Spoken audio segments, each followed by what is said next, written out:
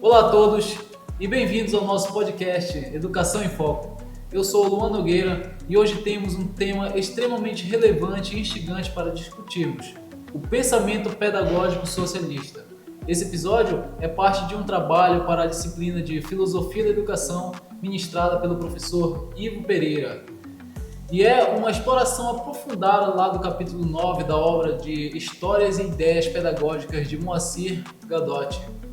Para nos guiar por essa jornada, contamos com a presença de nossos peritos convidados. Márcio Ramos. É isso aí, Luan. A gente está aqui para bater esse papo aí legal e também um pouco polêmico, né, desse assunto. Mas eu acredito que vai ser um papo bem legal. Aldair. Olá, galera. É um prazer estar aqui discutindo esse tema com vocês.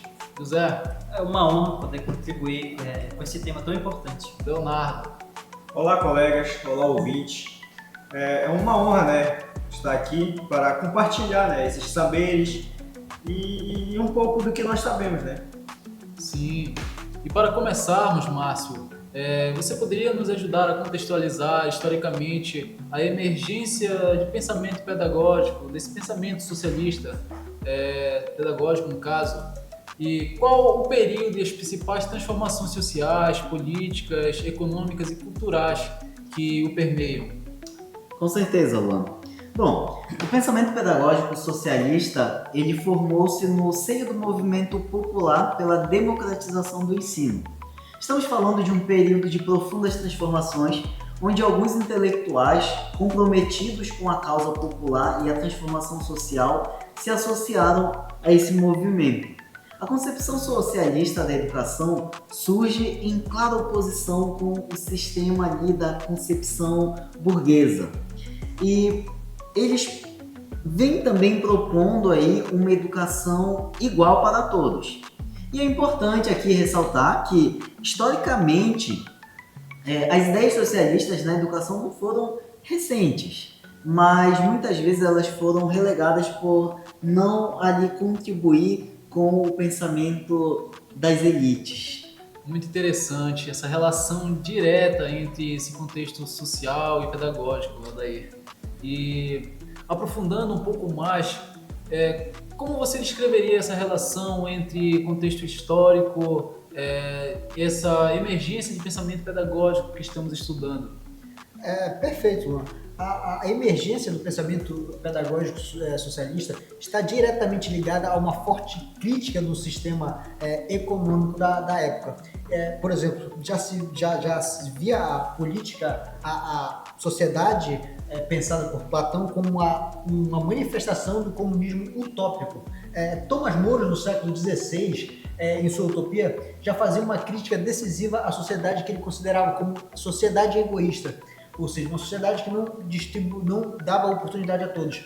Ele, por exemplo, propunha a diminuição da jornada de trabalho, melhores qualidades da educação, como uma educação laica de melhor qualidade, o que se opunha às desigualdades geradas pelo próprio capitalismo. Então, ele vinha muito em contrapartida ao capitalismo, digamos assim. Excelente, excelente. Agora que temos uma base histórica, vamos mergulhar nesses principais autores e suas ideias centrais, Márcio. Você poderia nos apresentar alguns desses pensadores e suas contribuições para o pensamento pedagógico socialista? Sim, com certeza. Eu e meus colegas aqui, a gente vai falar um pouquinho sobre esses nomes importantes apresentados pelo Gadotti em suas obras. E eu vou começar aqui citando o Graco Babelfi, que lá na Revolução Francesa ele já pediu uma escola pública única para todos. São ideias ali que foram plantando sementes, sabe? Sim, sim. E como é que essa semente começou a brotar? Quem pegou essas ideias e começou a ligar diretamente essas questões de trabalho? E para que isso seja bem centralizado, né? Pois entram aí figuras importantes, como por exemplo o Robert Owen. Ele era um industrial, mas virou um reformador social. E ele deu uma importância pedagógica enorme para o trabalho manual. Para ele, a educação tinha que estar conectada com os problemas reais da produção, da sociedade. Não era algo separado. Sim, faz sentido. E para Prudhoe, ele também foi por aí, né? Foi e talvez até mais fundo. Pierre e Joseph Prudhoe via o trabalho manual não só como algo útil, mas que também gerava conhecimento. Então ele tecia uma forte crítica ao capitalismo, porque segundo ele o capitalismo impedia a educação de verdade por conta da miséria que o capitalismo gera, né? Sim, sim. Essa conexão, então, ela está diretamente ligada aí entre a educação, entre o trabalho. Ela é uma crítica ao sistema capitalista, né? Bom, isso leva direto ao Marx e Engels. Imagino que vocês trouxeram, ou o que eles trouxeram, no caso, de mais concreto, tipo, lá pelo Manifesto Comunista.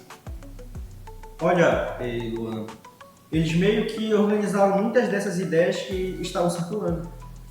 Defender a educação pública e gratuita para todas as crianças, sim, mas com alguns pontos bem específicos. Primeiro, essa associação forte entre educação e produção material, quer dizer, aprender fazendo, mas dentro do contexto da produção mesmo.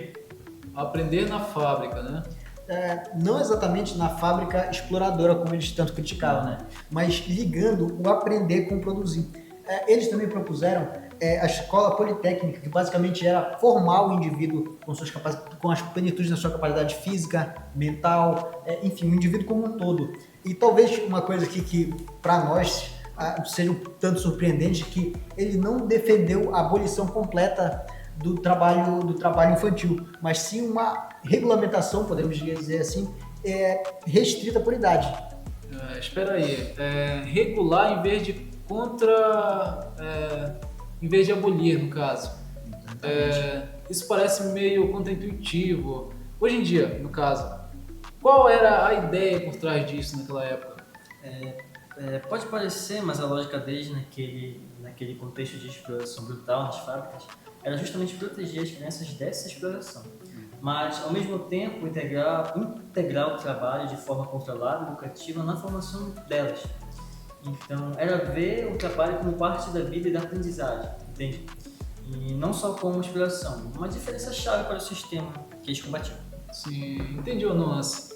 É complexo. Essas ideias que eram bem radicais para a época, como é que elas saíram do papel?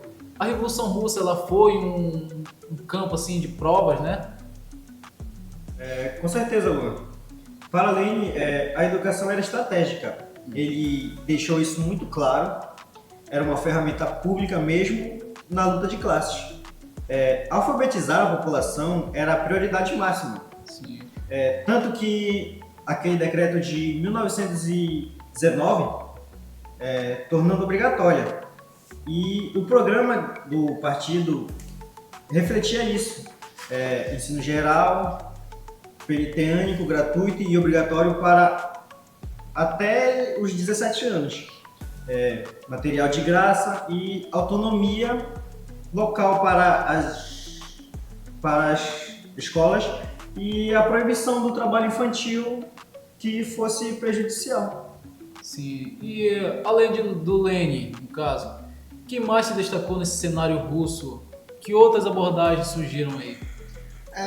Cara, foi um período de muita experimentação. Teve o Pitrarsky, por exemplo, que a gente viu, que focou muito na auto-organização dos estudantes no trabalho coletivo, por exemplo. Ele criou mecanismos que interligassem a educação, a escola, com oficinas, com fazendas. Então, ele focou muito digamos assim, numa educação que resolvesse os problemas concretos, reais da sociedade. Problemas do dia a dia, digamos assim. Sim. Bem interessante essas ideias dos complexos, né? Exatamente. Então, a gente está vendo aqui, né, que muito do que a gente está falando aqui é o capitalismo ali no centro. O capitalismo no centro como o grande inimigo. E sim, a gente tem agora aqui o Lunácharsky, né, que ele instituiu também aqui os conselhos de uma escola para ter autogestão. E ele viu o trabalho produtivo aqui como base da vida na escola. E claro, tem o Makarenko, que foi também aqui alguém que a gente leu bastante e talvez ele seja o pedagogo soviético mais conhecido fora da Rússia. E ele desenvolveu a pedagogia do trabalho coletivo com muito foco na disciplina, uma disciplina consciente que vinha do grupo, na formação do caráter pelo trabalho produtivo e na importância do exemplo do educador e da própria coletividade. Sim, sim. E saindo um pouco assim da Rússia, as fontes que falam bastante, como a de Antonio Gramsci, na Itália, no caso, qual foi a contribuição específica dela nessa discussão? O especialista em Antônio Gramsci aqui é o Zé Luiz, então vai lá. Gramsci trouxe uma visão muito ligada à cultura, à política, à hegemonia. Ele propôs a ideia da escola única, a ideia era justamente superar aquela visão clássica, que é a informação mais intelectual, mais elitista, e a formação profissional, mais manual, no caso do povo. Uma escola para todos sem essa separação, Isso. né? É exatamente isso. Então, o objetivo dele aí era basicamente formar um novo tipo de intelectual. Então, o Antônio Gramsci, ele tinha uns pensamentos assim. Então, formar esse intelectual orgânico, ligado à classe trabalhadora, logicamente, que fosse capaz ele de organizar, de liderar e de persuadir, olha só. Então, para ele aqui, a disciplina no estudo e consciência de classe eram cruciais. E a educação, na visão de Gramsci, era fundamentalmente praxis política. Praxis política, o que seria essa praxis exatamente? Bom, seria não ficar apenas na teoria, mas a ação ali concreta, sabe? Transformadora, que nasce e se conecta ali com a luta social. Educação como parte da luta. Sim, entendi. Então, olhando para essa turma toda, com Mouros, Owen, Marx, Lenin, Makarenko, Gramsci, são muitos nomes, muitas ideias, mas qual vocês diriam que é o fio que conecta tudo isso? O que eles têm em comum? Olha, eu acho que o que eles têm em comum, o fio condutor dessas teorias é a ideia muito forte, a crença muito forte da educação transformadora, né? Ou seja, na educação que está ligada diretamente, efetivamente, à vida social, à prática, ao trabalho. Então, eles tecem sempre uma crítica muito forte à escola tradicional, uma vez que, na visão deles, ela representa só uma forma de reproduzir a desigualdade, ou seja, uma escola que te ensina a reproduzir a desigualdade, melhor dizendo. Então, nessa busca constante por modelos diferentes, que promovam a igualdade, a consciência crítica, uma formação mais humana, mais completa, e eles acreditavam muito também eles apostavam muito na força do coletivo, ou seja, visando sempre que a classe trabalhadora se organizasse e buscasse por ela própria, a partir da consciência criada, os seus direitos, as suas noções de mundo, como eles queriam ser tratados, enfim. Certo. Então, para resumir, o pensamento pedagógico socialista ele traz aí um monte de ideias desafiadoras aí, nesse contexto, que vem da educação não como algo neutro, mas como uma força ativa aí para construir uma sociedade diferente, uma sociedade mais justa, questionando aí essas bases desse agente que entende como uma educação tradicional, do que entendemos como uma educação tradicional. Exatamente, a gente teve e ainda tem muitos desafios no âmbito educacional. Mas quando a gente vai falar, né, desses autores, a gente vê que cada um deles nos traz uma posição e nos traz esse posicionamento cheio de ideologias também.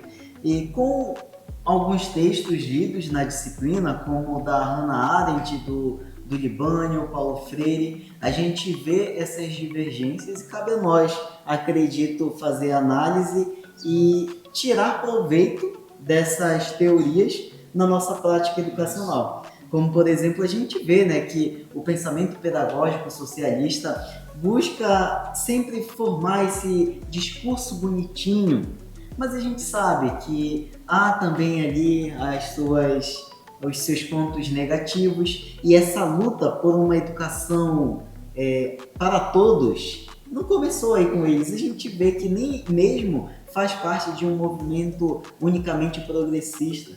A gente, lendo o texto da Karen Zanglada, a gente vê que lá na Reforma Protestante, a gente já tem ali movimentos com Martinho Lutero, com João Calvino, defendendo uma educação para todos, meninos e meninas, e também de forma gratuita. E a gente vê também que há nesse movimento todo aquele pensamento de a educação progressista abandonar todos os critérios da educação tradicional, sendo que a gente tem também ali na educação tradicional a criação ali de gênios e que chegaram a isso graças à educação.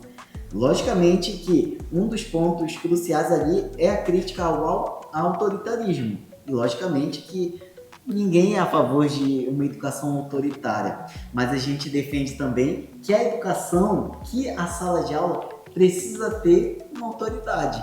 E a gente vê pensadores tanto progressistas como mais liberais defendendo isso também, como a gente conseguiu constatar com a Hannah Arendt quando ela se posiciona contra a politização exagerada, né, nas escolas, na educação.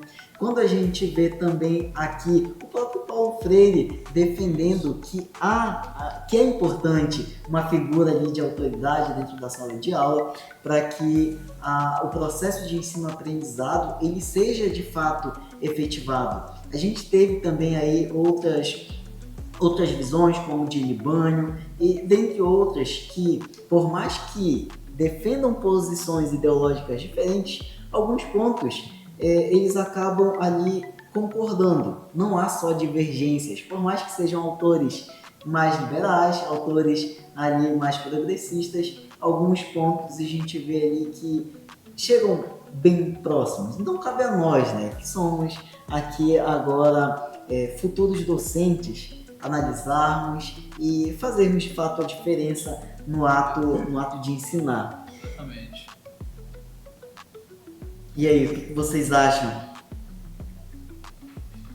São abordagens políticas da época bastante interessantes, mas que nos trazem reflexões, como nossos peritos trouxeram aqui agora, e faz-nos refletir no que trouxe, qual o contexto, no que impactou na nossa realidade atual, essas políticas, essas ideologias. Muito bem, então eu acredito que a gente está chegando ao final da nossa conversa aí. Sim, então, pessoal, a conversa foi boa, aqui a discussão entre conhecimentos ela foi ótima. Garanto e tenho certeza que todos nós aprendemos, vocês que estão assistindo aprenderam também bastante. E quero agradecer também imensamente a vocês que estão nos assistindo. Quero agradecer aos nossos peritos, Márcio, Aldair, José, Leonardo, por compartilharem, exatamente, e por compartilharem esses conhecimentos, esses insiders deles aqui para nós. Foi uma discussão muito enriquecedora, quero dizer a vocês, e que nos convida a muitas reflexões também. Exatamente. E a você, ouvinte, muito obrigado por nos acompanhar em mais um episódio de Educação em Foco. Fiquem ligados aí para os próximos temas, sempre buscando aprofundar o conhecimento e promover o debate sobre educação. Até a próxima! E não tenha dúvidas, a gente vai aparecer de novo aqui.